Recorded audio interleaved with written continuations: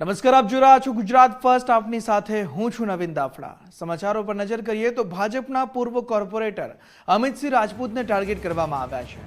છબી ખરાડવા માટે બીભત્સ પોસ્ટ મૂકીને 1 લાખ રૂપિયાની ખંડણી માંગવામાં આવી છે. ગોડાદરા પોલીસ સ્ટેશનમાં ખંડણી માંગનારા 2 શખ્સો સામે ફરિયાદ નોંધવામાં આવી છે. અરુણ પાઠક અને તેના સાગરીત મોહન કનોજિયા સામે આ ફરિયાદ દાખલ કરવામાં આવી છે.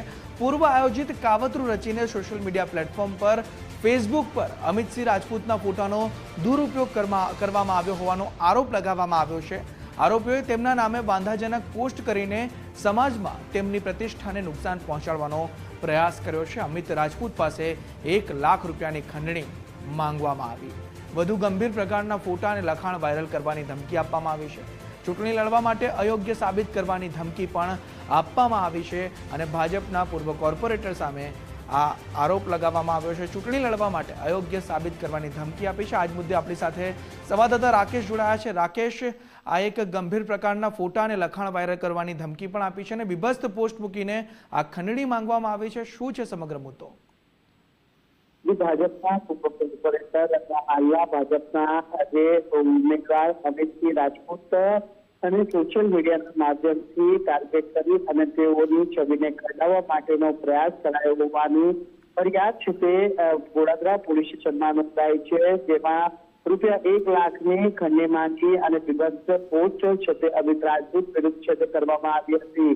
ખાસ કરીને ખંડણી માંગનારા 2 શખ્સો સામે આ અંગેની ફરિયાદ અમિત રાજપૂત દ્વારા આપવામાં આવી છે, જેને લઈને પોલીસે હાલ ગુનો દાખલ કરી તપાસ હાથ ધરી છે. પોલીસના જણાવ્યા અનુસાર અરુણ પાઠક અને તેના સાગરીત મોહન કનોજિયા વિરુદ્ધ આ ગુનો દાખલ કરાયો છે, જેમાં પૂર્વ આયોજિત કાવતરું રચીને સોશિયલ મીડિયા પ્લેટફોર્મ ફેસબુક પર અમિત રાજપૂતના ફોટાનો દુરુપયોગ કર્યો હોવાનો આરોપ થયો છે.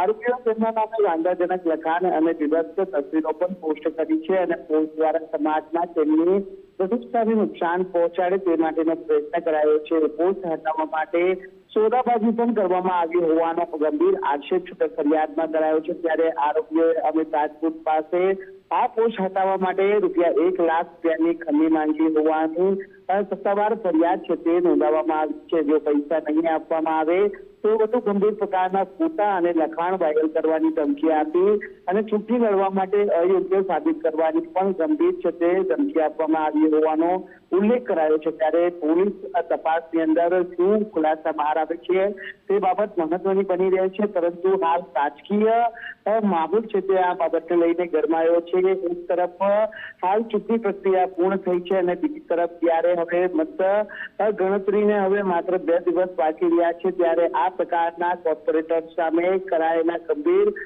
જે આક્ષેપો અને કોર્પોરેટર દ્વારા આવેલી ફરિયાદ બાદ પોલીસ કઈ દિશામાં તપાસ કરે છે તે હવે જોવું રહ્યું. જી, સમગ્ર માહિતી બદલ આપનો આભાર રાકેશ.